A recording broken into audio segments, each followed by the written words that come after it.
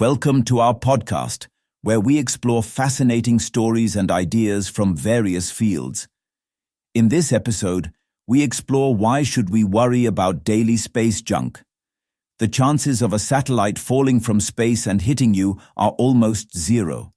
It's extremely unlikely and not something to worry about. Even though the number of satellites in space has gone up sharply in recent years, today's satellites are designed to be much safer when they return to Earth.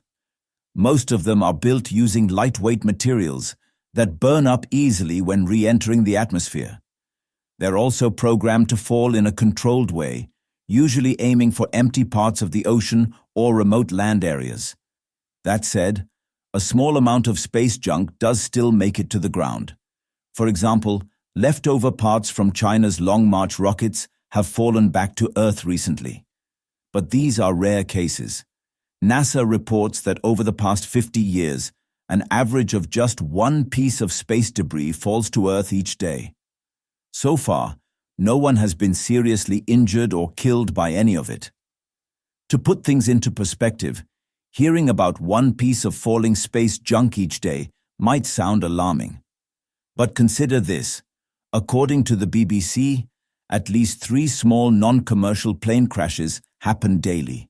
And yet, accidents where someone is actually hit by a falling plane are incredibly rare. Planes are considered more dangerous because they usually remain mostly intact during a crash and often still carry fuel, which can make the impact more severe. On the other hand, most space debris is quite small, just bits of metal or carbon fiber, and burns up in the atmosphere before reaching the ground. Also, the height from which space debris falls doesn't really affect how fast it hits the Earth. That's because it quickly reaches its maximum falling speed, called terminal velocity, well before landing. So whether it drops from 300 kilometers or just 10 kilometers, it hits the ground at nearly the same speed. Terminal velocity is the fastest speed something can reach when it's falling through air. At first, gravity pulls the object down and it gets faster, but soon air pushes back.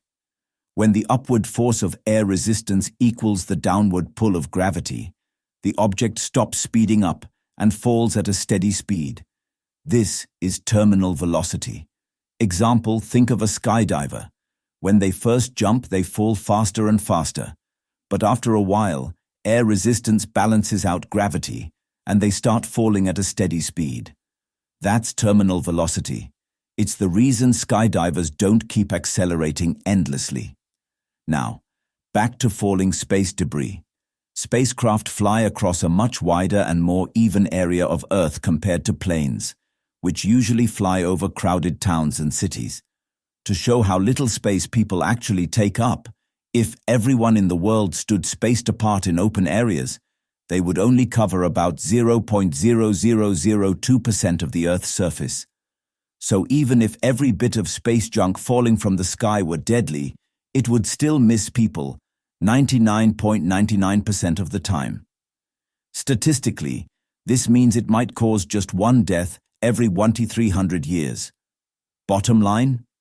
The chances of being hit by space debris are so low that you're much more likely to stumble while walking than ever be hurt by something falling from space.